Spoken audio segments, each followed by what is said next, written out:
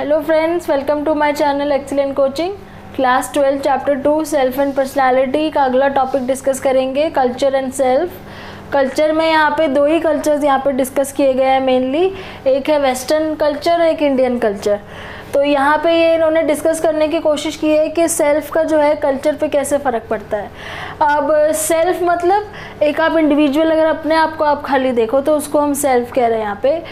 तो अब यहाँ पे इन्होंने बताया हुआ है कि जो वेस्टर्न कल्चर है ना, या फिर हम वेस्टर्न पर्सपेक्टिव से देखें अगर, तो वो लोग सेल्फ को टोटली अपने ग्रुप से अलग मानते हैं। ठीक है, सेल्फ मतलब उनका सिर्फ अपने आप से लेना देना होता है, इंडिविजुअल से, और ग्रुप अदर्स मतलब ग्रुप उनका जो दूसरा है। तो सेल्फ और अदर्स कह लो या इंडिविजुअल या ग्रुप कह लो, ठीक है। तो उनके तो क्लियर बाउंड्रीज होती हैं कि सेल्फ मतलब उनके personal self, personal goals, personal comfort, अपने बारे में सोचना। तो वो इंडिविजुअल टोटली अलग है और ग्रुप टोटली अलग है। तो क्लियर बाउंड्रीज है उनकी कि अगर कोई चीज़ अपने लिए करनी है तो वो सिर्फ अपने लिए करनी है, उसमें दूसरों के बारे में नहीं सोचना। ठीक है, तो डिस्टिंक्ट बाउंड्रीज बोलते हैं। इसको हम इंडिविजुअलिस्टिक पर्सपेक्टिव भी बोलते हैं कई बारी। इंडिविजुअलिस्टिक पर्सपेक्टिव का मतलब है सिर्फ एक इंडिविजुअल के ऊपर यहाँ पे ज़्यादा फोकस है और ग्रुप पे कम होता है, क्योंकि वो लोग थोड़े से वेस्टर्न कल्चर में सेल्फ सेंटर्ड हम बोल सकते हैं, थोड़े से ज़्यादा होते हैं, या फिर अपने बारे में पहले सोचना ज़्यादा पसंद करते हैं, बाद में ग्रुप के बारे में सोचते हैं। और जहाँ पे उनको एक अपने लिए सेल्फ के लिए टाइम चाहिए होता है तो उनका टोटली एक फिक्स्ड होता है कि उस टाइम पे वो किसी से बात नहीं करेंगे, या फिर जो चीज़ उन्होंने अपने लिए करनी है उस टाइम पे वो किसी और को इन्वॉल्व नहीं करेंगे। तो एक क्लियर बाउंड्री है कि जिस टाइम सेल्फ है तो इंडिविजुअल है तो सिर्फ वही होगा, कोई और बीच में इंटरफेयर नहीं कर सकता। ठीक है, लेकिन इंडियन पर्सपेक्टिव में ऐसा बहुत कम है, क्योंकि यहाँ पे हम कभी भी सेल्फ सेंटर्ड या खाली अपने बारे में नहीं सोचते हैं। अगर हम अपने बारे में यहाँ पे सोच भी रहे हैं कुछ करने के लिए तो उसमें भी हम पहले ये सोचते हैं कि उसका असर दूसरों पे क्या पड़ेगा। हो सकता है हम अपने फैमिली मेम्बर्स के बारे में सोच रहे हों कि अगर मैं ये करूँगा तो उसका असर उन पर क्या होगा, अगर मैं ऐसे करोगे, मैं बाहर चला जाऊँ मान लीजिए जॉब ऑफर के लिए, तो पीछे से घर वाले कैसे रहेंगे, क्या वो मेरे बिना रह लेंगे, या फिर अगर मैं इस फील्ड में चला जाऊँ प्रोफेशन की तो क्या आसपास के लोग कैसे रिएक्ट करेंगे। तो हमारा जो कोई भी सेल्फ है ना, इंडिविजुअल सेल्फ है, वो अकेला नहीं होता। हम लोग अपने आप को दूसरों के पर्सपेक्टिव से ज़्यादा देखते हैं कि वो हमारे बारे में क्या सोचेंगे, उनको हमारे एक्शन से कैसा लगेगा, उनकी फीलिंग्स पे क्या असर पड़ेगा। तो यहाँ पे जो दिखाया है ऐसे दिखाया है कि बीच में हम हैं अकेले, लेकिन हमारा जो सारा कुछ है ना वो दूसरों के ग्रुप के अंदर आता है। हम अकेले अपने आप को ग्रुप से बाहर नहीं कर पाते।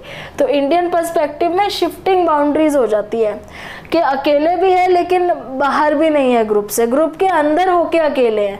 तो अपने लिए कोई काम करना भी चाहते हैं, करना के लिए सोचते भी हैं, तो हम उसमें पहले दूसरों के बारे में ज़्यादा सोचने लग जाते हैं, दूसरों को ज़्यादा इन्वॉल्व कर लेते हैं, दूसरों के साथ चलने की कोशिश करते हैं इंस्टेड कि हम अकेले बिल्कुल ही अपने आप को लेकर चलें। तो इसको हम कलेक्टिविस्टिक पर्सपेक्टिव बोलते हैं। कलेक्टिव मतलब एक साथ होके चलना। तो ये हमारे इंडिया का पर्सपेक्टिव है। तो क्योंकि हमारे कल्चर में फ़र्क है, हमारे यहाँ पे बॉन्डिंग ज़्यादा है, लोगों के आपस के रिलेशंस में इमोशनल ज़्यादा है, इसलिए हमारा जो कल्चर है उसके अकॉर्डिंग हमारी सेल्फ कलेक्टिविस्टिक हो जाती है। उनके वहाँ पे अगर अपनी बात हो, उनके करियर की बात हो, तो वहाँ पे इमोशनल और ये सब चीज़ें नहीं आती हैं, तो उनके में डिस्टिंक्ट बाउंड्रीज हो जाती हैं बिल्कुल। तो ये आपके कल्चर एंड सेल्फ का यहाँ पे इन्होंने ये समझाने की कोशिश करी है। ठीक है, अब इसके बाद आपका एक टॉपिक शुरू हो रहा है वहाँ पे पर्सनालिटी। पर्सनालिटी जो है इससे पहले जो भी था वो सेल्फ के ऊपर था। ठीक है, अब यहाँ से आपका पर्सनालिटी शुरू हो रहा है। पर्सनालिटी पहले तो पता होना चाहिए आपको, ये लैटिन वर्ड पर्सोना से आया। पर्सोना का मतलब होता है मास्क पहनना। जैसे स्टेज पे पहले लोग मास्क पहन के प्ले करते थे, तो उस मास्क को पर्सोना बोलते हैं, मतलब कि जो बाहर नज़र आ रहा है दूसरों को। ठीक है, तो पर्सनालिटी क्या होती है जनरली, जो हमें नज़र आती है किसी की। अब इन लेमैन लैंग्वेज अगर किसी नॉर्मल लेमैन से पूछोगे तो यही बोलेगा कि आउटर अपीयरेंस है, कि पर्सनालिटी कैसे देखते हो आप, क्या देखते हो, तो आप यही बोलोगे कि बाहर से जो दिख रहा है वो उसकी पर्सनालिटी है। और ज़्यादातर हम इसको ऐसे ही देखते हैं, अगर बहुत अट्रैक्टिव है कोई और बहुत ही फिट है कोई तो हम बोलते हैं इसकी पर्सनालिटी बहुत अच्छी है, तो हम सारा कुछ उसके आउटर अपीयरेंस पे ही डाल देते हैं। लेकिन अगर आप साइकोलॉजी में देखोगे तो characteristics, ways of responding to an individual और सिचुएशन होती है पर्सनालिटी, कि हम कैसे किसी को रिस्पॉन्ड कर रहे हैं और सिचुएशंस को हम कैसे हैंडल कर रहे हैं, उसको पर्सनालिटी बोलते हैं, अपीयरेंस को नहीं बोलते। मतलब कि आप किसी दूसरे को कैसे रिस्पॉन्स देते हो उसकी किसी बात का, उसके बिहेवियर का, या फिर आप अपने एनवायरनमेंट में कैसे बिहेव करते हो, उस चीज़ को पर्सनालिटी बोला जाता है। ठीक है, अब इसके 3 मेन कैरेक्टरिस्टिक्स होते हैं। एक तो ये होता है कि फिजिकल और साइकोलॉजिकल दोनों मिला के बनता है। आउटर अपीयरेंस में सिर्फ फिजिकल आ रहा है, लेकिन एक्चुअली पर्सनालिटी में आपकी साइकोलॉजिकल पर्सनालिटी भी आती है, क्योंकि आप जैसे बिहेव कर रहे हो, रिस्पॉन्स कर रहे हो, वो सब साइकोलॉजिकल है, माइंड से रिलेटेड है। तो फिजिकल अपीयरेंस के अलावा आपकी साइकोलॉजिकल वो भी बिहेवियर भी इसमें इंक्लूड होता है। दूसरा कैरेक्टरिस्टिक फीचर ये है कि यूनिक और स्टेबल होती है।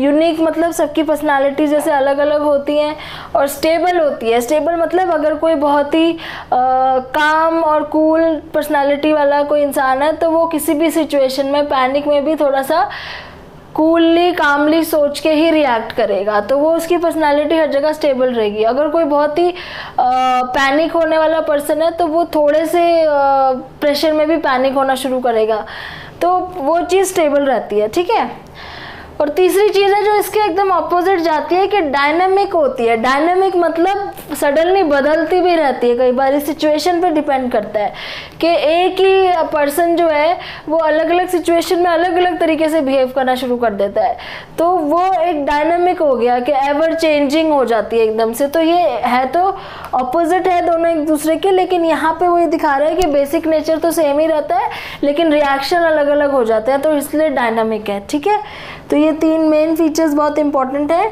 कि फिजिकल और साइकोलॉजिकल होती है, यूनिक और स्टेबल होती है, लेकिन सिचुएशन के अकॉर्डिंग रिएक्शंस अलग होते हैं, इसलिए डायनामिक होती है, डिपेंडेंट ऑन सिचुएशन। तो ये आपकी पर्सनालिटी की एक तरह से इंट्रोडक्शन है यहाँ पे। बाकी फर्दर टॉपिक में डिस्कशन के लिए नेक्स्ट वीडियो में हम डिस्कस करेंगे। And I hope you have understood, आपको समझ आ गया है सब कुछ।